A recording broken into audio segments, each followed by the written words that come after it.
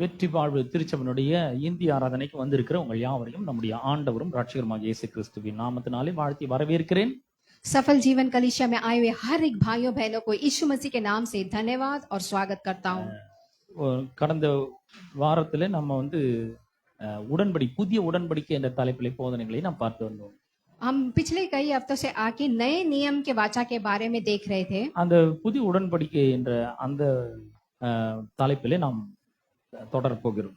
अब वो नए वाचा के टाइटल पे हम देखने वाले हैं। ஒரு வேத பகுதியை நான் உங்களுக்காக வாசிக்க போகிறேன். और बाइबल का एक वचन मैं पढ़ना चाहूंगा। மத்தேயு சுவிசேஷம் 26 அதிகாரம் 26 முதல் 28 வரைக்கும் உள்ள வசனங்களை உங்களுக்காக வாசிக்கிறேன். मैथ्यू का किताब चैप्टर 26 से मैं पढ़ूंगा। 26 இருந்து 28 வரைக்கும். அவர்கள் போஜனம் பண்ணுகையில் இயேசு அப்பத்தை எடுத்து ஆசீர்வதித்து அதை பிட்டு சீஷர்களுக்கு கொடுத்து, நீங்கள் வாங்கி புசியுங்கள், இது என்னுடைய சரீரமாய் இருக்கிறது என்றார். तब यहाँ पे हम देखते हैं कि मैथ्यू चैप्टर 26 में पढ़ रहे हैं, जब वे खा रहे थे यीशु ने रोटी ली और आशीषित मांगकर तोड़ा और चेले को देकर कहा, लो खाओ, ये मेरा देह है। பின்பு பாத்திரத்தையும் எடுத்து ஸ்தோத்திரம் பண்ணி அவர்களுக்கு கொடுத்து, நீங்கள் எல்லாரும் இதிலே பானம் பண்ணுங்கள். फिर उसने कटोरा लेकर धन्यवाद किया और उन्होंने देकर कहा कि तुम सब इसमें से पियो, இது பாவ மன்னிப்பு உண்டாகும்படி அநேகருக்காக சிந்தப்படுகிற புது உடன்படிக்கைக்குரிய என்னுடைய ரத்தமாய் இருக்கிறது. क्योंकि ये वाचा मेरे वह लहू है जो बहुतायत के लिए पापों के क्षमा के लिए निमित्त बहाया जाता है। இந்த 28ஆம் வசனத்தில் புதிய உடன்படிக்கை என்ற வார்த்தை நமக்கு வருகிறது. तो ये 28 वर्स में आके नया वाचा के बारे में हम देखते அப்ப हैं। பழைய உடன்படிக்கைன்னு ஒன்னு இருக்கு. अब पुराना वाचा करके भी एक है। நம்ம சொல்றோம் பழைய ஏற்பாடு புதிய ஏற்பாடுன்னு சொல்றோம். अब हम लोग कहते हैं पुराना नियम नया नियम, அதை நம்ம பழைய உடன்படிக்கை புதிய உடன்படிக்கை என்று நாம் சொல்லலாம். और हम लोग क्या कहते हैं, पुराना नियम नया नियम करके। பொதுவாக உடன்படிக்கை ரத்தத்தினால செய்யப்படுகிற ஒன்றாய் இருக்கிறது. तो ये वाचा जो है लहू के द्वारा बनाया गया होता है, இந்த ரத்த உடன்படிக்கை மிகவும் புனிதமான ஒன்றாய் இருக்கிறது. और ये लहू के द्वारा बांधा गया वाचा जो है बहुत ही पवित्र होता है। இந்த உடன்படிக்கை ஒரு ஆழமான அன்பின் உறவுக்காக ஏற்படுத்தப்படுகிற ஒன்றாய் இருக்கிறது. अब ये वाचा जो है प्रेम का बहुत ही गहरा से बांधा गया है। இந்த உடன்படிக்கை வேதம் சொல்கிறது, மனுஷர் முறைமையின்படி ஏற்படுத்தப்பட்ட இந்த உடன்படிக்கை இந்நாள் வரைக்கும் ஓராள் கூட மீறினதே கிடையாது. अब वचन कहता है कि जो मनुष्य के द्वारा जो उत्पन्न किया जो वाचा है कभी भी नहीं बदला।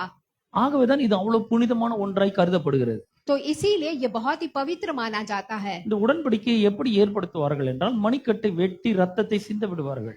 अब इस वाचा को कैसे बांधते हैं, माने हाथ को काट के खून को बहा के बनाते हैं, அதற்கு பிற்பாடு அந்த காயத்திலே கன் பவுடர் வச்சு அழுத்துவார்களாம். और उसके बाद उस घाव में आके पाउडर दबा के दबाते हैं, ஏனென்றால் அந்த தழும்பு நன்றா தெரிய வேண்டும். क्योंकि वो घाव है दिखना है।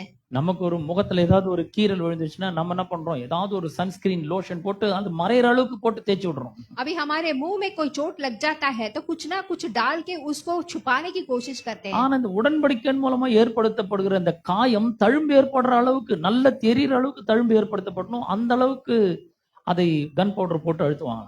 अब वो वाचा के द्वारा जो घाव उत्पन्न किया है वो घाव दिखने के लिए वो पाउडर डाल के दबाते हैं। ஏன்னு சொன்னா அந்த கயத்தை உயர்த்தும் பொழுது அந்த தழும்பு தெரியும் பொழுது எல்லாருக்கும் தெரியுமா, இவருக்கு பின்னாடி ஒரு பெரிய ஆள் ஒருத்தர் இருக்காரு. क्योंकि जब वो अपने हाथ को उठाते हैं तो वो घाव का चिन्ह जब दिखता है तो लोग जानेंगे कि इनके पीछे कोई बड़ा लोग है। பாருங்க, நம்ம உடன்படிக்கை புரிந்து கொள்ளும் பொழுதுதான் வேதாமத்தில் இருக்கிற பல வசனங்களுக்கு உண்மையான அர்த்தம் நமக்கு விளங்குகிறது. देखिए वाचा को जब आप समझेंगे तभी वचनों की सच्चाई को आप जान सकते हैं। நாம் கர்த்தரை ஆராதிக்கும் போது நம்ம என்ன பண்றோம், கரங்களை உயர்த்தி நம்ம ஆராதிக்கிறோம். जब हम परमेश्वर की आराधना करते हैं तो अपने हाथों को उठाकर आराधना करते हैं। ஏன் கரங்களை உயர்த்துறோம்னா அந்த தழும்பு தெரியணுங்க.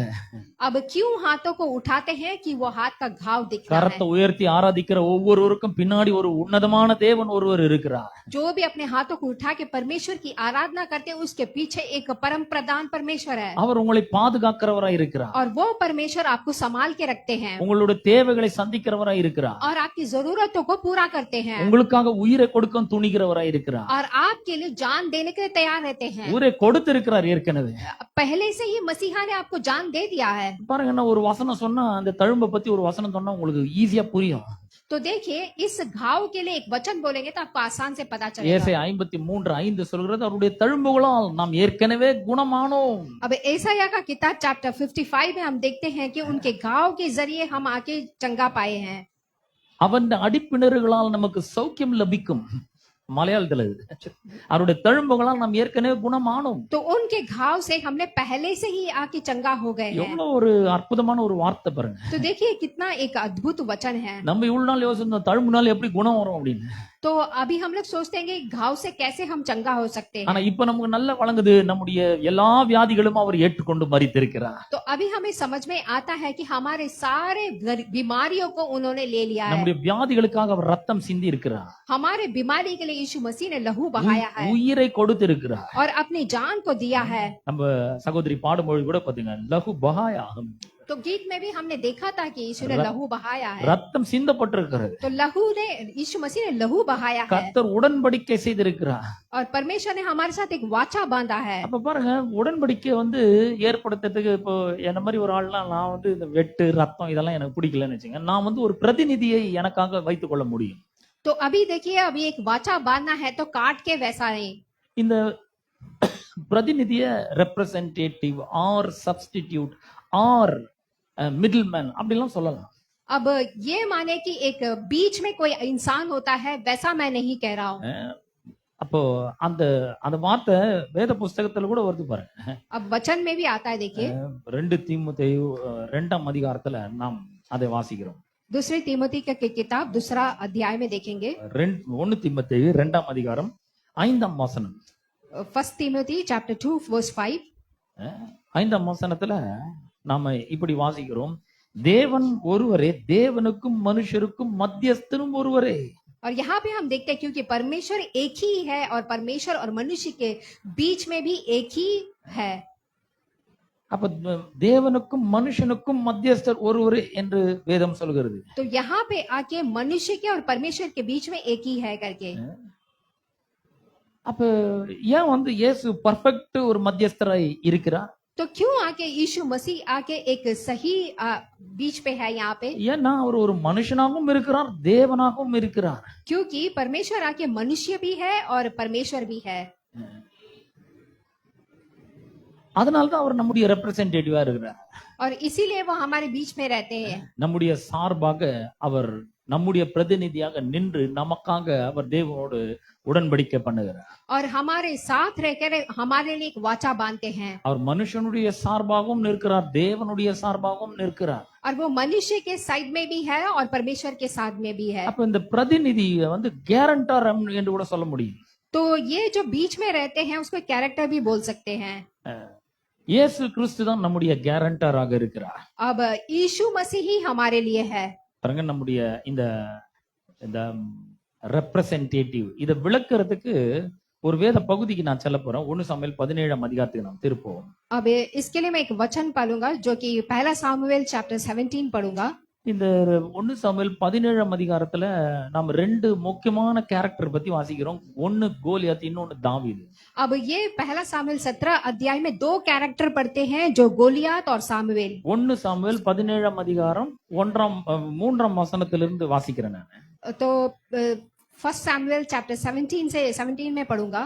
பெலிஸ்தர் அந்த பக்கத்திலும் ஒரு மலையின் மேலும் இஸ்ரவேலர் இந்த பக்கத்தில் ஒரு மலையின் மேலும் நின்றார்கள். அவர்களுக்கு நடுவே பள்ளத்தாக்கு இருந்தது. अब यहाँ पे पेलिस्तीम आके इस तरफ थे और इजराइल के लोग उस तरफ थे जो बीच पे आके एक खड्डा जैसा था। 4ஆம் வசனம் சொல்லுது, அப்பொழுது காத் ஊரானாகிய கோலியாத் என்னும் பேர் உள்ள ஒரு வீரன் பெலிஸ்தரின் பாளையத்திலிருந்து புறப்பட்டு வந்து நடுவே நிற்பான். और यहाँ पे आके 4था वचन में देखते हैं कि तब आके वो बीच पे आएगा। இந்த பக்கம் பாத்தீங்கன்னா சவுலும் அவனுடைய ராணுவம் சேனையும் நிக்குது. अब इस तरफ देखेंगे तो सऊल और उसकी सेनाएं हैं। 8ஆம் வசனத்துல நாம் வாசிக்கிறோம், அவன் வந்து நின்று இஸ்ரவேல் சேனைகளை பார்த்து சத்தமிட்டு, நீங்கள் யுத்தத்திற்கு அணிவகுத்து நிற்கிறது என்ன? तो 8वीं वचन में वो देखते हैं कि वो खड़ा होकर इजरायलियों के पतियों को ललकारने लगा कि तुम युद्ध के बंदी बांधो करके। நான் பெலிஸ்தன் அல்லவா, நீங்கள் சவுலின் சேவகர் அல்லவா, உங்களில் ஒருவனை தெரிந்து கொள்ளுங்கள், அவன் என்னிடத்தில் வரட்டும். तो यहाँ पे वो कहता है कि मैं पलिस्ती हूँ और तुम्हारे में से कोई एक मेरे पास आए करके। கோலியாத் சொல்றான், எல்லாரும் சண்டை போடுவானுங்க, நான் ஒருத்தன் வரேன், பெலிஸ்தர் சார்பா நான் வரேன், உங்க சார்பா யாராவது ஒருத்தன் வரட்டும், நாங்க 2 பேர் சண்டை போடுறோம். अब आके यहाँ पे गोलियत कहता है तुम्हारे और से कोई एक आए हम दोनों झगड़ा करेंगे। நான் ஜெயிச்சேன்னா நீங்க எல்லாம் எனக்கு அடிமை, நீங்க ஜெயிச்சீங்கன்னா நாங்க எல்லாரும் உங்களுக்கு அடிமை. अगर मैं जीतूंगा तो आप सब लोग मेरे लिए गुलाम बनना है, तुम जीतोगे तो मैं तुम्हारे लिए गुलाम बनूंगा। அப்ப பாருங்க, இந்த ஒருவனுடைய வெற்றியும் தோல்வியும் அந்த இனத்தையே பாதிப்புக்குள்ளாக்குறது. तो देखिए ये एक का जीत और हार आके उस पूरे लोगों का जीवन बदलता है। இது நமக்கு விளங்கலனா கூட கிரிக்கெட் நமக்கு நல்ல விளங்குது இல்லையா? अब ये नहीं समझ में आएगा लेकिन क्रिकेट समझ में आएगा। கிரிக்கெட்ல ஒரு 11 பேர் ஆடுறாங்க. अब क्रिकेट में 11 लोग खेलते हैं। ஆனா எல்லா மேட்ச்லயும் எல்லாருக்கும் ஆடுறதுக்கு வாய்ப்பு கிடைக்கிறதுல ஒரு 4 பேர் 5 பேர் ஆட்டத்தை முடிச்சிட்டு போயிடுறாங்க. लेकिन उस मैच में सबको आके खेलने का मौका नहीं मिलता है, कोई 4-5 लोग खेलते हैं। ஆனா அந்த 11 பேர் தான் போய் ஆடுறாங்க. ஆனா வெற்றி பெறும்போது என்ன சொல்றாங்க? இந்தியா won by 5 wickets அப்படின்றாங்க. तो यहाँ पे आके पूरे जब टीम जीतता है तो इंडिया ने आके 5 विकेट से जीता है करके बोलते हैं। இந்தியா சார்பாக அவர்கள் விளையாடுகிறார்கள். तो वो लोग जो टीम है इंडिया के लिए खेलते हैं। இந்தியால இருக்கிற கோடிக்கணக்கான மக்கள் போய் விளையாடுறது இல்ல. अब वो लोग आके इंडिया के झंडे के लिए नहीं है, ஒன்லி அந்த டீம் மட்டும் தான் விளையாடுது. वो टीम अकेले खेलता है। ஜெயிக்கும் போது நியூஸ் எப்படி வருது? இந்தியா வெற்றி பெற்றது. लेकिन जीतते समय समाचार कैसा आता है? इंडिया जीत गया है। இப்போ நமக்கு நல்லா வழங்குது பாருங்க. தாவீது வெற்றி பெற்றால் முழு இஸ்ரவேல் ஜனங்களும் வெற்றி பெற்ற மாதிரி கணக்கு. अब आपको समझ में आता होगा अगर दाऊद जीत पा लिया तो पूरा इस्राएल को जीत मिलेगा। அப்போஸ்தலனாகிய பவுல் ரோமருக்கு நிருபம் 5ஆம் அதிகாரத்துல அவர் சொல்றாரு, ஒருவனுடைய மீறுதலினாலே அந்த ஒருவன் மூலமாக எல்லா மனுஷருக்கும் ஆக்கினைக்கு ஏதுவான தீர்ப்பு உண்டாயிற்றுன்றார். अब रोमियो के किताब में हम देखते हैं कि एक इंसान के गलती के वजह से सब लोग के लिए आके वो दंड आ गया है। நாம செஞ்ச பாவத்தினால நம்ம பாவிகள் கிடையாது. ஆதாம் செஞ்ச பாவத்தினால ஒருவனுடைய மீறுதல்னால எல்லாரும் பாவிகளாக்கப்பட்டார்கள். हम किए हुए पाप से नहीं बल्कि आदाम किए हुए पाप की वजह से सब लोग आके पाप दंड के लिए आ गए। அது மாதிரி ஒருவருடைய கீழ்ப்படிதலினாலே अनेகர் இயேசு கிறிஸ்து என்னும் ஒருவராலே ஜீவனை அடைந்து ஆளுவார்கள் என்பது அதிக நிச்சயமாமே. बिल्कुल उसी तरह से एक इंसान का जो आदर करने के वजह से सबको आके छुटकारा मिला। அங்க பெலிஸ்தீனாவுக்கு கோலியாத்துக்கும் தாவீதுக்கும் யுத்தம். अब यहाँ पे आके पलिशिया के गोलियत और दाविद को युद्ध है। இன்னும் சொல்ல போனா தாவீது போய் யுத்தமே பண்ணவே இல்லை. अब सही तरह से कहेंगे तो दाऊद को युद्ध करने ही नहीं आता है, அவன் கர்த்தரை நம்பி போறான், அவ்வளவுதான். लेकिन वो परमेश्वर को विश्वास करके जाता है। அவன் வந்து சொல்றான் பாருங்க, ஒரு ஆள் அனுப்பு போதும் அப்படின்றான். अब वो कहता है कि एक आदमी को भेजो काफी है। ஆச்சரியம் என்னன்னா ஒரு ஆள் கூட வரல அவன்கிட்ட சண்டை போடுறதுக்கு. लेकिन आश्चर्य की बात है गोलियत से झगड़ने के लिए कोई नहीं आया। இங்க ஒரு ஆள் போயிருந்தா கூட கர்த்தர் எங்க பெரிய ஒரு வெற்றியை தந்திருப்பார். लेकिन एक आदमी के जरिए परमेश्वर ने एक बड़ा जीत दिया है। இது ரெண்டு கூட்டத்துக்கும் சண்டை, ஆனா எல்லாரும் போட தேவையில்ல, ஒரு ஆள் போட்டா போதும். सबको भेजने की जरूरत नहीं, एक इंसान को भेजने से काफी है। ஒருவனுடைய தோல்வி அவர்கள் அனைவரோடும் தோல்வியாக கருதப்பட்டது. अगर एक आदमी हारेगा तो सब लोग को हार माना जाएगा। ஒருவன் எடுக்கும் வெற்றி அவர்கள் அனைவருடைய வெற்றியாக கருதப்பட்டது. एक आदमी आके जीत पाएगा तो सब लोग जीत पाने का जैसा होगा। இது விளங்குனதான் கல்வாரி சிலுவிலே கர்த்தராகிய இயேசு பிசாசின் மீது எடுத்த வெற்றியை நம்முடைய வெற்றியாக்கி கொள்ள முடியும். अगर आपको ये समझ में आएगा तभी यीशु मसीह ने जो क्रूस पर जो जीत पाया है वो जीत हमें पता இப்ப चलेगा। என்ன நடக்குது? இயேசு மனு வர்க்கத்தின் பிரதிநிதியாக இருந்து கல்வாரி சிலுவிலே கொலோசியர் 2ஆம் அதிகாரம் 14ஆம் வசனத்துல 15ஆம் வசனத்துல நாம் வாசிக்க போறோம் பாருங்க.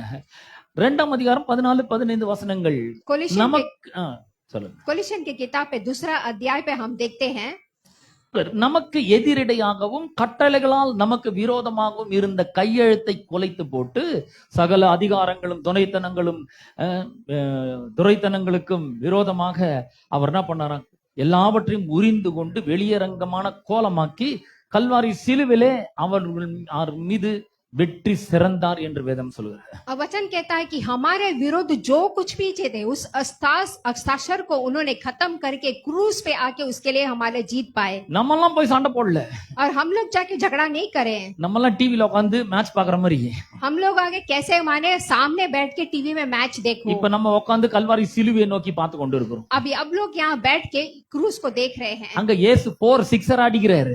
और वहां पे यीशु आके एक सेना की तरह वहां पे है। நமக்கு எதிரிடையாகவும் கட்டளைகளால் நமக்கு விரோதமாக இருந்த கையெழுத்தை குலைத்து போடுகிறார். और हमारे विरोध जो भी उठते हैं उसके साथ वो लड़ते हैं। எல்லா அதிகாரங்கள் துரைத்தனங்கள் எல்லா வல்லமைகளையும் அவர் உரிந்து கொள்கிறார். और जो के शत्रु के काम है वो सबको खत्म करते हैं சத்துருவின் மேல ஒரு பெரிய வெற்றி எடுக்கிறார். और शत्रु के ऊपर शैतान के ऊपर एक बड़ा जीत लेते हैं. அவர் முடிந்தது எல்லாம் முடிந்தது சொன்னபோது வெற்றி அறிவிக்கப்படுகிறது. जब मसीहा क्रूस पे बोलते हैं सब कुछ खत्म हो गया तो जीत हमें मिल गया. அவர் உயிரோடு எழுந்திருக்கும் பொழுது மேட்ச் முடிஞ்சிடுச்சு பாருங்க. और जब यीशु मसीह आके जीवित उठे तो मैच खत्म हो गया வெற்றி கோப்பையை முத்தமிடுகிறார்.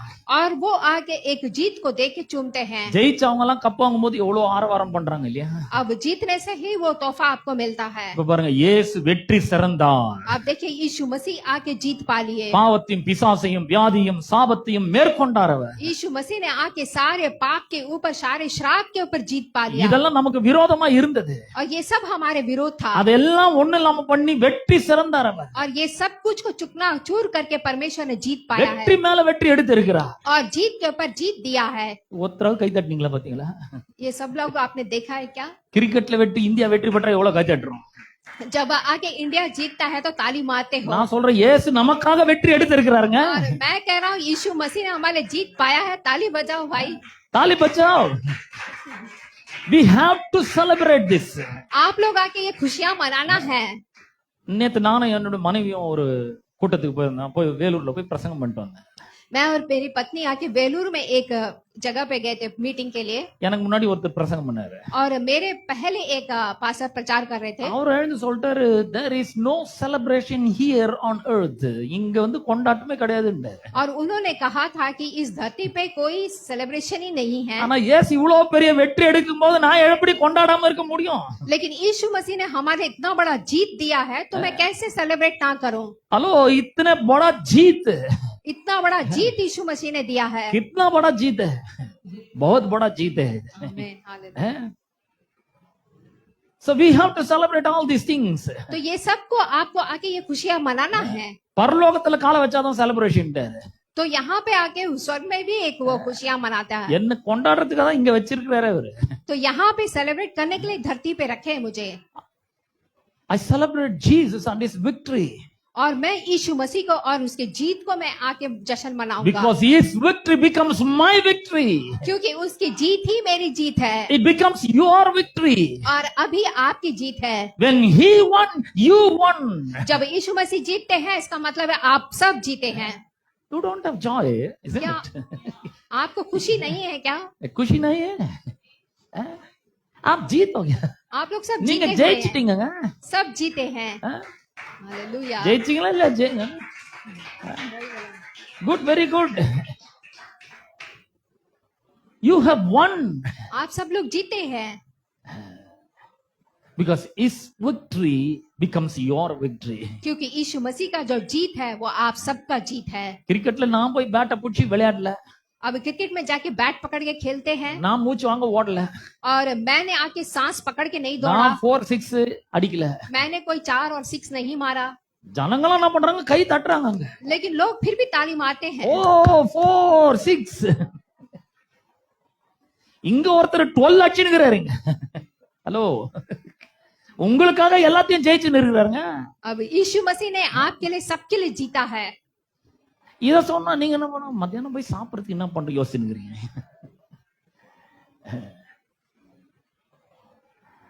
மிகப்பெரிய வெற்றி எடுத்திருக்கிறார் உங்களுக்காக. यीशु मसीह ने बहुत ही बड़ा जीत आपके लिए रखा है. You are always on the winning side. और आप लोग हमेशा जीत के साइड पे ही Because है. Jesus is on your side. क्योंकि यीशु मसीह आपके साइड पे है. எத்தனை பேருக்கு சந்தோஷமா இருக்குது? कितने लोग खुश है? कितनी लोग खुश है?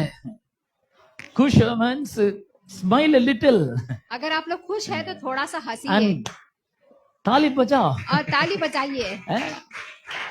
Happy, no? You are all happy. I didn't sweat. நான் வேர்வை சிந்தல. तो आप लोग भी खुश है. எனக்கு மூச்சு இறைக்கல. मुझे आके सांस नहीं ले ஆனா रहा நான் ஜெயிச்சிட்டேன். लेकिन मैं जीत गया. உங்களுக்கு அப்படிதான். आप लोगों को भी वैसा है. You didn't do anything. आप लोग को कुछ भी नहीं है. But God announced that you have won. लेकिन परमेश्वर ने बताया है कि आप लोग जीत गए हैं. இது நம்ம खुशिயா இல்லையா? तो ये आपको खुशी है या नहीं है? Hallelujah. हालेलुया. Amen. आमीन. அப்ப அவர் எல்லாவற்றையும் ஏற்றுக்கொள்ளுகிறார் பாரு. अब परमेश्वर ने आके सब कुछ ले लिया है। இந்த ஒரு ஆளுடைய வெற்றி தான் எல்லாருக்கும் வெற்றியை கொடுக்கிறது. वो एक आदमी का जीत ही सबको जीत देता है। 1 சாமுவேல் 17ஆம் அதிகாரத்துல पहला सामुएल चैप्टर 17 लेंगे। டெய்லி ஒருத்தன் வந்து சொல்றான். अब हर दिन एक आदमी आके बोलता है। 10ஆம் வசனம் வாசிக்கிறேன்.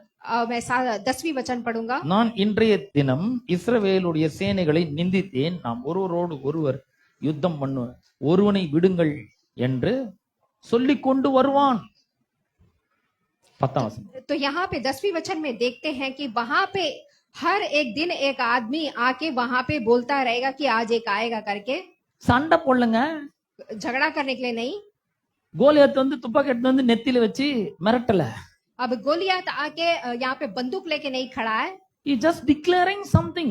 वो सिर्फ आके एक बात बोलता है சும்மா சொல்றான், அவ்வளவுதான். और वो सिर्फ बोलता है।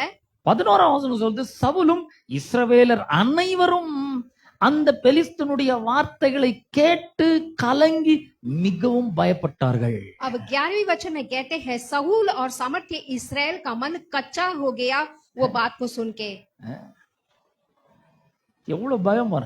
तो देखिए इनको कितना डर है। பிசாசு கூட இப்படிதான் நம்மள பயமுறுத்திட்டே இருக்கான். अब शैतान भी हमें ऐसे ही डराता है நீ கெட்டு போயிடுவ, कि तुम बिगड़ जाओगे, நீ நல்லா இருக்க மாட்ட, तुम अच्छा नहीं रहोगे, உங்ககிட்ட இருக்கிற பணம் எல்லாம் வந்து செலவழிஞ்சிட போக போகுது, तुम्हारे पास जो भी पैसे खत्म हो जाएगा, உனக்கு ஏதோ கெட்டது நடக்க போகுது. तेरे को जरूर कुछ बुरा होने वाला है। அதெல்லாம் ஒண்ணும் நடக்கல, ஆனா இவன் சொல்றான். ये सब कुछ भी नहीं होता है लेकिन फिर भी बोलता है। அத கேட்ட உடனே நம்ம பயப்பட ஆரம்பிக்கிறோம். अब ये सुनते ही वो लोग डरते हैं கிடுகிடுன்னு ஆகுது. और वो लोग डरने लगते हैं எல்லாரும் பயப்படுறாங்க. और सब लोग डरते हैं।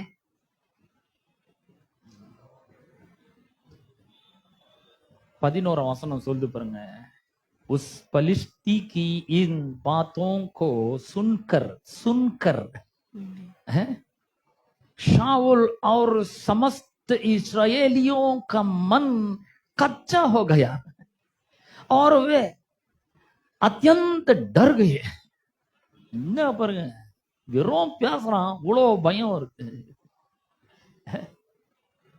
பேசுறாங்க, तो वो सिर्फ बात करते हैं, அவ்வளவு பயம். तो देखिए उनको कितना डर है। பிசாசு வந்து சொல்றான், லேசா தலைவலி வரும்போது பிபி ஷூட் அப் ஆயிடுச்சு. तो यहाँ पे आके शत्रु शैतान आपको कुछ ना कुछ बोलता है। இப்ப நமக்கு லேசா தூக்கம் வர மாதிரி இருக்கு, अब हमको जरा सा नींद आता है சுகர் ஏறி போயிடுச்சு. तो वो बोलता है कि तेरा शुगर बढ़ गया சும்மா है। சொல்றான், ஒண்ணும் நடக்கல. शैतान सिर्फ आपसे झूठ बोलता है। உனக்கு ஆபரேஷன் தான் நடக்க போகுது, अब शैतान बोलेगा तुझे ऑपरेशन होने वाला है, உன் உடம்பெல்லாம் ரொம்ப கெட்டு போயிடுச்சு, तेरा शरीर पूरा बिगड़ गया है, உன்னால நடக்க முடியாது, तेरे से चल नहीं सकता है, ஏஞ்சி உட்கார முடியாது, तू बैठ नहीं सकता है, நீ செத்து போயிட போற. तू मरने वाला है। இதெல்லாம் ஒண்ணுமே நடக்கல, ஆனா பயத்தை உள்ள கொண்டு வருகிறான். சொல்றான் பாருங்க. देखिए ये सब कुछ भी नहीं हुआ लेकिन ये डर आप लोग के दिल में पैदा அந்த करता है। பெலிஸ்தியனாக கோலியாத் சொல்றதை கேட்டு இவன் கலங்குறான், பயப்படுறான். अब पलिस्तिया के लोग ये सब बोलकर ही सुनकर ही वो लोग डर गए। நம்முடைய மனம் கரபாயிடுது. அப்படியே तो ऐसे ही हमारा मन आके कच्चा होने लगता है, கலக்கம் உள்ள வர ஆரம்பிக்கிறது. तो हमारा मन कच्चा होने लगता है। அவன் வந்து பொய் சொல்லிட்டு இருக்கான். वो आके झूठ बोलता है। இப்போ ஒருத்தன் உண்மையா சொல்ல போறான். अभी एक आदमी सच बोलने वाला है। இந்த 32ஆம் வசனத்தை வாசிக்கிறோம். वर्स 32 पढ़ूंगा। 32ஆம் वசனம் சொல்லுது, தாவீது சவுலை நோக்கி, இவன் நிமித்தம் ஒருவனுடைய இருதயமும் கலங்க வேண்டியது இல்லை. तो यहाँ पे आके 32 में देखते हैं, तब दाऊद ने साउल से कहा किसी मनुष्य का मन उसके कारण कच्चा ना हो। அவன் சொல்றது கேட்டு எல்லாரும் கலங்கிட்டு இருந்தாங்க. अब वो बोलते समय सब लोग आके डर रहे थे, ஆனா இவன் சொல்றான் ஒருவனும் கலங்க வேண்டியதில்லை. लेकिन यहाँ पे दाऊद कह रहा है किसी का मन कच्चा ना हो। அப்படியே ஆப்போசிட் சொல்றான். ये बिल्कुल आके ऑपोजिट बोलता है। நான் உங்களை பார்த்து கேக்குறேன், எது உண்மை? अब मैं आपसे पूछता हूँ क्या सच है? கலங்கலாம்ன்றது உண்மையா, கலங்க வேண்டியதில்லைன்ற உண்மையா? डरना है सच है या नहीं डरो सच है? நீங்க தான் சொல்லணும், எது உண்மை? आप लोग बोलिए क्या सच है? கலங்க வேண்டியதில்லை, वहां पे डरने की जरूरत नहीं है, जरूरत नहीं है, बिल्कुल नहीं है, बिल्कुल भी डरना नहीं है। डरना नहीं है, बिल्कुल भी डरना नहीं है. இவங்க பிரசங்கத்தை நான் கேட்டனாவே நான் கத்துப்பேன் போய். बिल्कुल डरना नहीं है, बिल्कुल भी डरना नहीं है।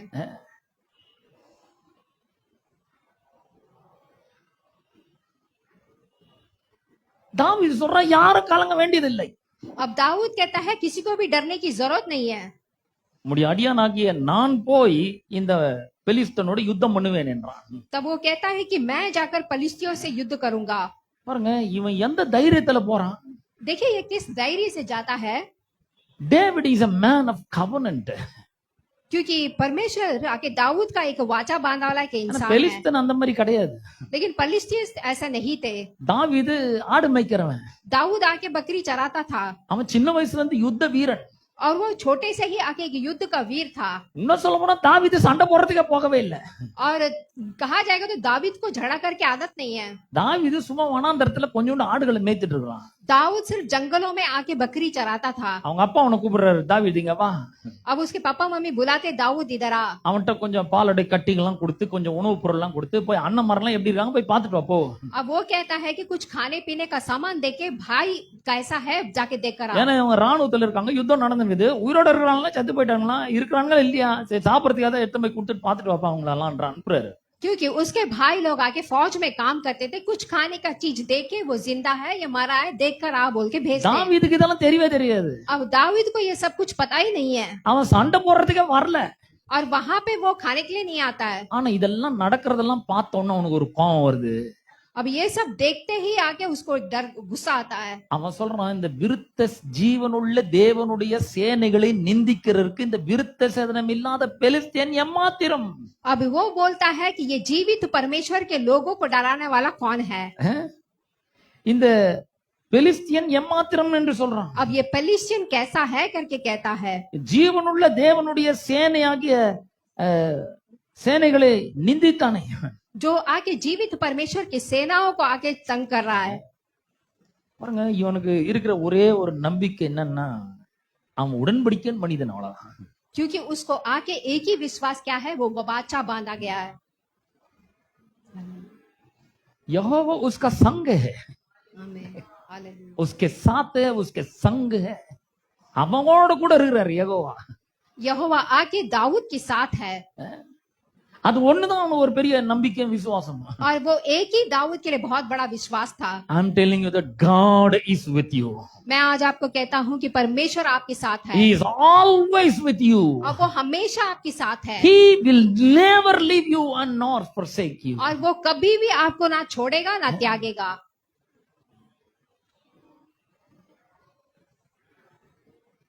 मैं कभी ना छोड़ूंगा. ஒரு நாளும் நான் உன்னை கைவிட மாட்டேன். एक दिन भी आपको कभी नहीं छोड़ेगा। நான் உன்னை அவ்வளவு நேசிக்கிறேன்னு சொல்றேன். मैं तुमसे उतना प्रेम करता हूँ। தாவீதுக்கு இது நல்லா வழங்குது. और दाऊद को ये बात अच्छी तरह से समझ में आता है। அவன் சும்மா ஆடு மேய்ச்சிட்டு இருக்காங்க. वो सिर्फ आके बकरी चराता था। சரிங்க எல்லாரும் மாதிரி தானே இவனும் கேட்டான். तो यहाँ पे जो है उसने ये भी मांगा था। இவனுக்கு எப்படி தைரியம் வந்துச்சு? अब दाऊद को कैसे वो धैर्य आया। அவன் சொல்றான் 17ஆம் அதிகாரத்துல और वो 17वीं अध्याय में देखता है पहला सामुएल 34ஆம் वசனத்துல அவன் சொல்றான். वर्स 34 में कहता है, தாவீது சவுலை பார்த்து உம்முடைய அடியான் என் தகப்பனுடைய ஆடுகளை மேய்த்துக் கொண்டிருக்கிற போது ஒரு விசை ஒரு சிங்கமும் ஒரு விசை ஒரு கரடியும் வந்து மந்தையில் இருக்கிற ஒரு ஆட்டை பிடித்துக் கொண்டது. तब वो आके 34 में कहते, दाऊद कहता है कि जब आके वो बकरी चराता था तो आके भालू और सिंह आकर झगड़ता था। விட்டு தொலை வேண்டித்தானே, மந்தை இவன்ட்ட இருக்குது, ஒரு ஆடு தான் போயிருக்குது அங்க. तो वो छोड़ता नहीं है कि वहां पे आता है करके देखता है। ஆனா உடல நான் அதை தொடர்ந்து போய் 35ஆம் வசனம் அதை அடித்து அதை அதன் வாய்க்கு தப்புவித்தேன். அது என் மேல் பாய்ந்த போது நான் அதன் தாடியை பிடித்து அதை அடித்து கொன்னே போட்டேன். अब 35 में देखते कि मैं उसे पीछा करके उसे मारता था और उसको आके एकदम मार डालता था। ஒரு சிங்கம் ஒரே ஒரு ஆட்டை எடுத்துன்னு போச்சுங்க, உடவே இல்லையா, அவன் பின்னாடி ஓடணும். अब देखिए एक सिंह आके सिर्फ एक बकरी को लेके गया पर वो छोड़ा नहीं। பாருங்க நமக்கு முன்னாடி பிரச்சனைகள் வரும்பொழுது பயந்து நடுங்கி கலங்கி போய் மூலையில உட்கார்ந்துட கூடாது. जब आके हमारे सामने मुश्किल परिस्थितियां आते हैं तो डर के कोने में नहीं बैठना है। தாவீது சொல்றான் உம்முடைய அடியானாக நான் போறேன் அப்படிங்கறான். अब दाऊद कहता है कि तेरा दास मैं जाऊंगा। He is very much ready to go towards Goliath. तो यहाँ पे वो एकदम तैयार है गोलियात के विरोध आके झगड़ने के लिए। அவன் ரொம்ப உயரமா இருக்கிறான், நல்ல வெயிட்டா இருக்கிறான். अब गोलियात आके बहुत ही लंबा चौड़ा था, ஆனா இவன் சொல்றான் நான் போறேன். लेकिन दाऊद कहता मैं जाऊंगा। நான் சொல்றேன் உங்களோட வாழ்க்கையில் கூட உங்களுக்கு முன்னாடி பெரிய பிரச்சனைகள் இருக்கலாம், நின்று கொண்டு இருக்கலாம். मैं आज कहता हूँ आपके जीवन के सामने बड़े परिस्थितियां होते होंगे। உங்க வாயில இருந்து என்ன வருதுன்னு கர்த்தர் பாக்குறாரு. अब परमेश्वर देखते हैं कि आपके मुंह से क्या आता है। இந்த பிரச்சனையை கண்டு ஓடி ஒளிந்து கொள்ளுகிறீர்களா, इस परिस्थिति को देख के आप डर कर இல்ல भागते அந்த பிரச்சனையை எதிர்த்து ஓடுகிறீர்களா? या फिर उस परिस्थितियों को देखकर आप भागते இந்த हैं। பிரச்சனையை ஒண்ணு இல்லாம பண்றேன், इस परिस्थिति को मैं कुछ भी नहीं करूंगा இந்த வியாதியை நான் ஒண்ணு இல்லாம பண்றேன், நான் और इस बीमारी को मैं बिल्कुल खत्म இந்த करूंगा தோல்வியை ஒழிச்சு கட்டுறேன், और इस हार को मैं खत्म करूंगा இந்த தரித்திரத்தை என்னோட வாழ்க்கையில இருந்து முற்றிலும் அகற்றி போடுகிறேன், और इस गरीब को मेरे जीवन से मैं निकाल के இந்த भेजूंगा வியாதிக்கு விரோதமா நான் பேச போகிறேன். और इस बीमारी के विरोध में बात करूंगा। தேவனுடைய ஆலயமாகிய என்னுடைய சரீரத்தில் இந்த வியாதி இருக்க கூடாது என்று சொல்லுகிறேன். परमेश्वर का मेरा शरीर परमेश्वर का भवन है और ये बीमारी मेरे शरीर में नहीं रहेगी। இப்படி சொல்லணும். ये सब कुछ आपको सुनना है। தாவீது என்ன பண்ணா, சொன்னா அவ்வளவுதான். तो दाऊद सिर्फ बोला था, He confessed what God has said. परमेश्वर ने जो बोला वो सिर्फ उसको बोला மிச்சம்லாம் அவர் பாத்துக்கினாரு. और बाकी सब परमेश्वर ने देख लिया। கோலியாத் அடிச்சு நொறுக்கிறது, அவனை கீழே தள்ளுறது எல்லாத்தையும் அவர் பார்த்துட்டாரு. गोलियत को मारना, उसे नीचे गिराना, सब कुछ परमेश्वर ने देख लिया। ஏன்னா உடன்படிக்கையின் ஆசீர்வாதம் என்ன, உனக்காக நான் யுத்தம் பண்ணுவேன். देखिए वाचा का ये आशीर्वाद क्या है, तेरे लिए मैं युद्ध करूंगा। இந்த யுத்தம் உங்களோடதல்ல, கர்த்தர் உங்களுக்காக யுத்தம் பண்ணுவார். ये युद्ध आपका नहीं है, परमेश्वर आपके लिए युद्ध करेगा। நம்ம வேலை என்ன, விசுவாசிக்கிறதாங்க நம்ம வேலை. और हमारा काम क्या है, सिर्फ विश्वास करना। விசுவாசிக்கிறது தவிர வேற எந்த வேலையும் இல்லை நமக்கு. हम लोग का और कोई काम नहीं है विश्वास के अलावा। அவருடைய வார்த்தையை விசுவாசிக்கணும், அவருடைய வார்த்தையை நம்ம பார்க்கணும். हमारे वचन को विश्वास करना है, वचन को देखना है। அப்ப தாவீது சொல்றான் அவ்வளவுதான்.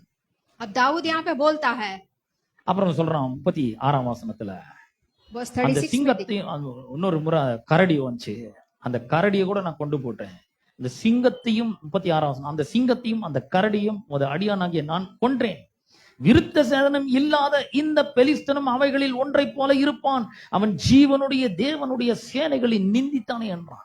तो यहाँ पे वो फिर से वो आके 36 में बोलता है कि वो भालू और सिंह को आके मारता है करके।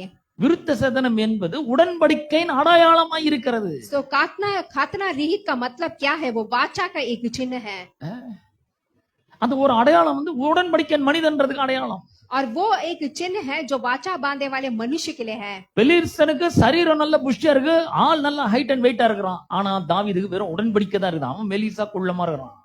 पलिश्तियों को देखे तो लंबा चौड़ा रहेंगे, लेकिन उनके पास वो वाचा नहीं था। लेकिन दाऊद के पास छोटा सा है पर वो वाचा ஆனா है। அவ்வளவு பெரிய ஆள்கிட்ட இல்லாத ஒண்ணு தாவீது கிட்ட இருக்கு. जो इतने लंबे चौड़े इंसान के पास नहीं था वो दाऊद के पास था। அவன் பக்கம் கர்த்தர் இருக்கிறார். कि दाऊद के साइड में आके परमेश्वर है। நான் உடன்படிக்கையின் மனிதன் என்ற ஒரு எண்ணம் அவனுக்குள்ள இருக்குது. मैं वाचा बांधा गया एक इंसान हूं करके उसके दिल में था। நான் சொல்றேன், நீங்களா சாதாரணமான ஆள் கிடையாது, உடன்படிக்கையின் மனிதர்களா இருக்கிறீர்கள். मैं आप लोग से कहता हूं, आप लोग साधारण से लोग नहीं हैं, वाचा से बांधे गए लोग हैं। நீங்கள் தேவனுடைய மக்களா இருக்கிறீர்கள். आप सब लोग आके परमेश्वर की संतान हैं। இந்த அதாவது கர்த்தர் சொல்றாரு, தமிழ்ல சொன்னா, நீங்கள் என்னுடைய சொந்த சம்பத்தா இருக்கிறீர்கள், யூ ஆர் மை ட்ரெஷர் அப்படிங்கிறார். तो यहाँ पे कहते हैं आप लोग आके मेरे खुद के एक, God said you are my possession. और परमेश्वर कहते हैं आप लोग आके मेरे आमदनी है। இது மலையாளத்துல சொல்றாங்க, நீங்கள் கர்த்தாவின் நிக்ஷேபமான, நிக்ஷேபம்னா பொக்கிஷம், நீங்க தான் அது. You are the treasure of God. तो आप सब लोग आके परमेश्वर के एक बहुत ही एक दौलत जैसे हो। நம்முடைய ஃப்ரெண்ட்ஸ் அப்படி நினைக்கிறது கிடையாது. हमारे दोस्त ऐसे नहीं सोचते हैं। Sometimes our parents are also not looking us like that. और हमारे माता पिता भी कभी हमारे बारे में ऐसा नहीं सोचते हैं। They didn't think like that. और वो लोग कभी हमारे बारे में ऐसे नहीं Oh, सोचे। my children are my possession. They're not like think like that. Sometimes some parents. कुछ माता पिता लोग ऐसे नहीं सोचते कि मेरे बच्चे ही मेरे आके दौलत है। But God is saying you are my possession. लेकिन परमेश्वर आप सबको देख के कहते हैं आप लोग परमेश्वर की You दौलत are है, my treasure. क्योंकि आप ही आगे मेरे आके दौलत हो। And I care for you. और परमेश्वर कहते मैं आपका चिंता करता हूँ। Psalm 78ல கர்த்தர் இப்படி சொல்றாரு. भजन Psalm संहिता 7 पे 78ல கடைசி வசனம் இப்படி சொல்லுது. பஜன் சங்கீத 78ல 78 देखेंगे। அது லிவிங் டிரான்ஸ்லேஷன்ல நீங்க வாசிச்சு பாத்தீங்கன்னா அந்த வசனம் எப்படி சொல்லுது, He carried them with a true heart and led them with a mighty hand. और यहाँ पे अपने पूरे सच्चाई हृदय से उनसे प्रेम किया और अपने दाहिने हाथ से उन्हें चलाया। He carried them with a true heart. और उन अपने सच्चे हृदय से आके उनको आके चिंता किया। யாரும் சச்ச ஹிருதயில இருந்து நம்மள நேசிக்கிறதே கிடையாது, கேர் பண்றதே கிடையாது. और कोई भी हमें सच्चे हृदय से कोई केयर नहीं करता है। But God cares for us with a true heart. जब परमेश्वर सच्चे हृदय से हमें ध्यान देते हैं அப்புறம் அவர் சொல்றாரு, he led them with a mighty hand. और अपने सामर्थ्य हाथ से हमें चलाया। எவ்வளவு பவர்ஃபுல் ஹேண்ட் அது. तो देखिए कितना सामर्थ्य हाथ है எவ்வளவு வல்லமையின் செயல்களை அவர் செஞ்சிருக்கிறார். और कितना सामर्थ्य का काम वो करते हैं। அவர் அப்படிதான் வந்து வேத வசனம் சொல்லுகிறது. और ऐसा ही वचन कहता है। பவர்ஃபுல் ஹேண்ட் என்று he led them with skillful hands. और वो अपने सामर्थ्य हाथों से चलाए हैं। எவ்வளவு ஸ்கில்ஃபுல் ஹேண்ட் பாருங்க அவரு.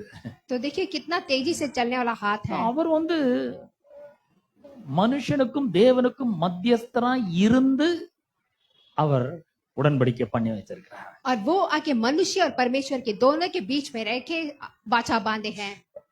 Excuse me. தனிப்பட்ட நபர்கள் ரெண்டு பேர் வந்து உடன்படிக்கை பண்ணிக்கும் போது முதல்ல என்ன பண்ணுவாங்கன்னா தங்களுடைய வஸ்திரங்களை மாற்றிக்கொள்வார்கள். जब एक इंसान आके दो लोग आके वाचा बांधते हैं तो अपने कपड़े को बदल लेते हैं। தேவன் நமக்கு அவருடைய நீதியின் வஸ்திரத்தை தந்திருக்கிறார். और परमेश्वर ने अपना नीति का कपड़ा हमें दिया है। நம்முடைய நீதியெல்லாம் அழுக்கான கந்தைய போல இருக்குன்னு 64ஆம் அதிகாரத்துல ஏசாயால நம்ம வாசிக்கிறோம். अब ऐसाया का किताब कहता है हमारा नीति पूरा एकदम गंदे कपड़े के समान था। அந்த கந்தை கப்படவை நீக்கிட்டு நீதிக்கு கப்படவை கொடுத்திருக்கிறார்.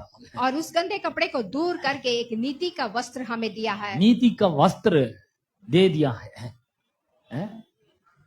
गंदे के कपड़े हो गया है, दूर हो गया है. வஸ்திரத்தை மாற்றிக் கொள்கிறார்கள். अब उस वस्त्र को बदल के देते हैं। அவர் தம்மையே நமக்காக கொடுத்திருக்கிறார். और परमेश्वर ने मसीहा ने खुद हमको दे दिया। ரெண்டாவது என்ன பண்றாங்கன்னா பெல்ட் வந்து மாத்திக்கிறாங்க, பெல்ட் குடுக்குறாங்க. और दूसरा क्या है वो बेल्ट को उठा के देते हैं। பாருங்க, நான் பெல்ட் கட்டிருக்கேன், பேண்ட் கீழே இறங்காம இருக்கிறதுக்காக பெல்ட் கட்டிருக்கேன். अब मैंने बेल्ट क्यों डाला है ताकि कि पैंट नीचे ना उतरे।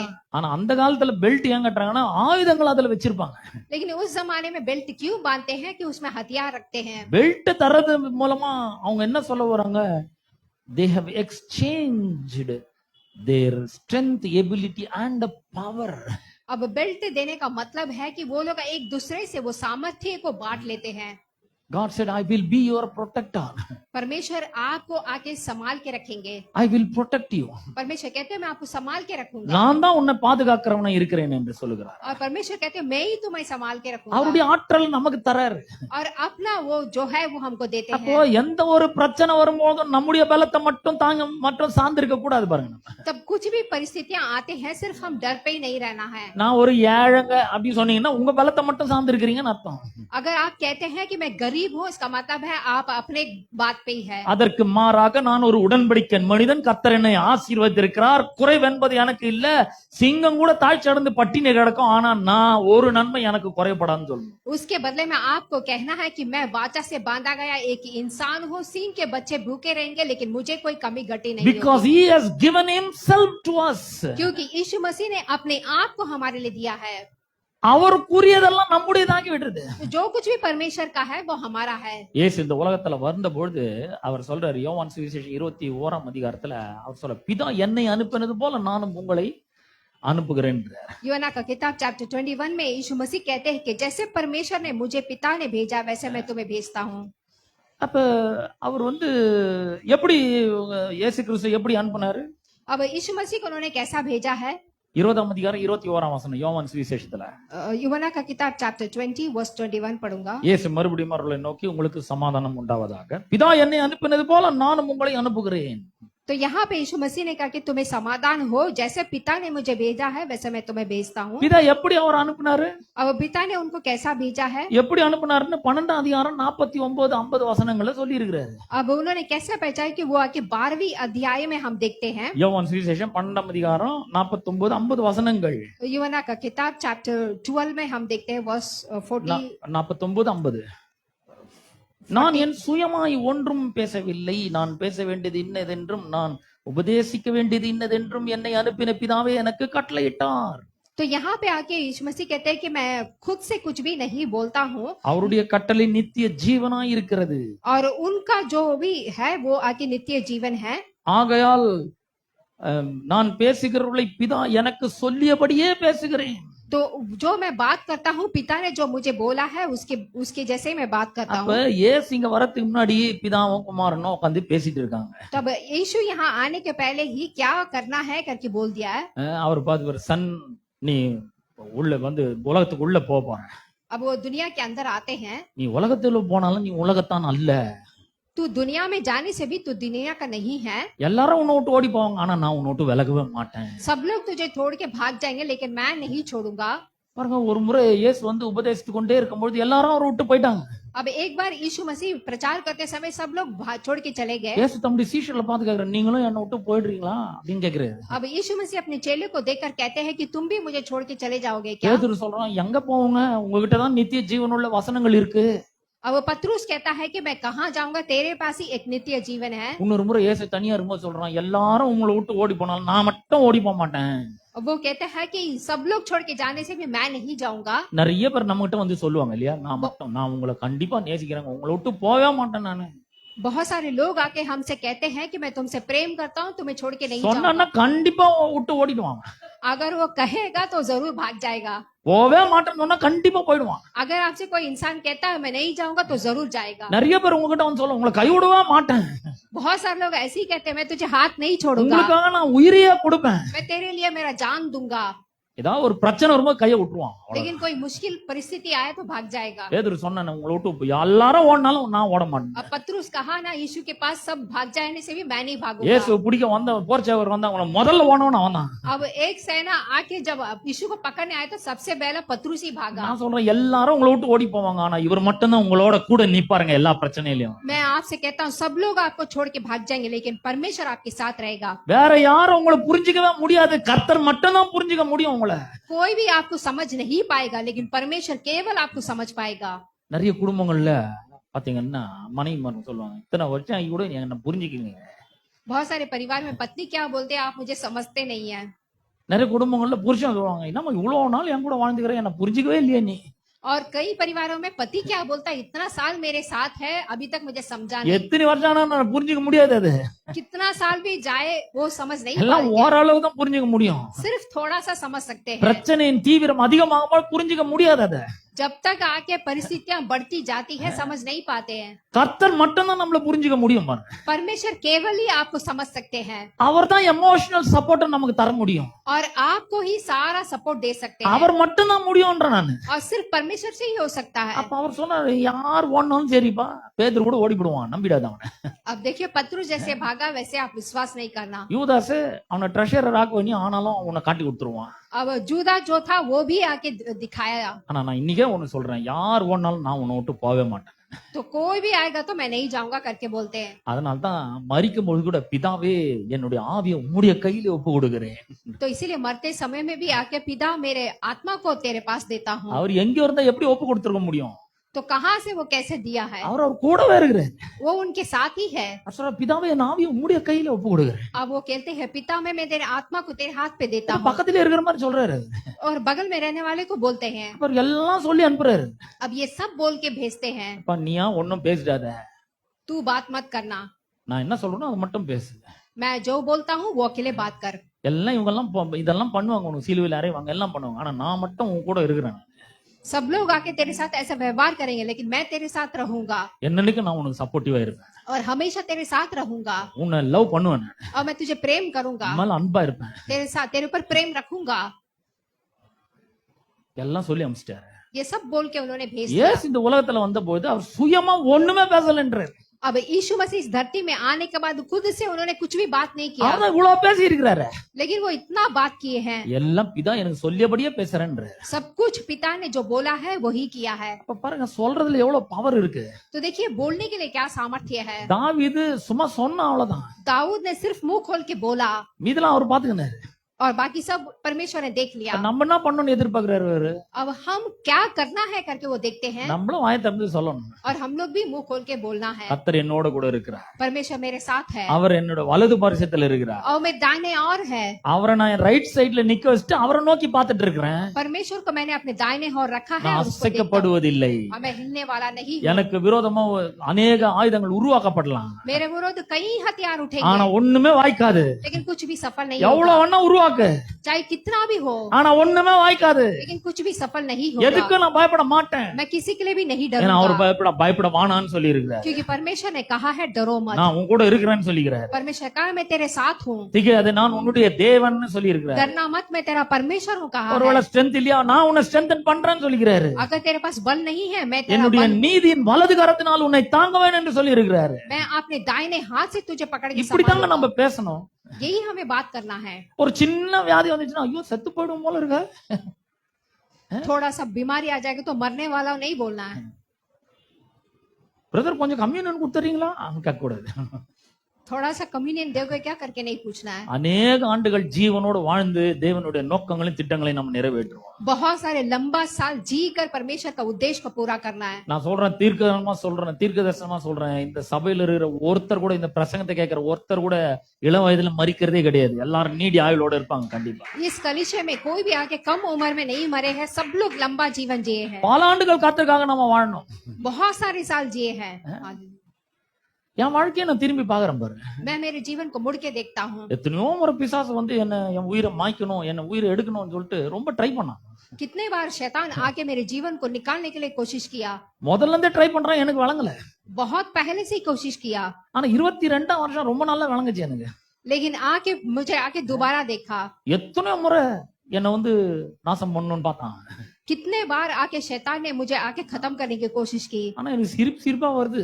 लेकिन मुझे सिर्फ हंसी ही आती है। அவனை நான் எப்படி பாக்குறேன்னா வேர்வை வழிச்சு ஊத்துறான். क्योंकि वो अपने पसीना को निकाल के डालता था। ஒன்னும் பண்ணவே முடியல என்ன. वो आके कुछ भी मुझे कर नहीं पाया, நான் ஜாலியா ஊழியம் செஞ்சுன்னு இருக்கேன், और मैं बस ऐसा ही हूँ, எப்பவுமே ஹாப்பியா இருக்கிறேன். और मैं कितना खुश हूँ। யார் மேலயும் எனக்கு கோவம் கிடையாது, யார் மேலயும் பகை விரோதம் எல்லாம் கிடையாது. मेरे किसी के ऊपर गुस्सा नहीं है, நான் ரொம்ப சந்தோஷமா இருக்கிறேன். मैं एकदम खुश हूँ। அவனுக்கு ஒரே கடுப்பா இருக்குது. लेकिन शत्रु का एकदम बहुत गुस्सा है, அவன் காதுல புகை வர்றதே எனக்கு நல்லா தெரியுது.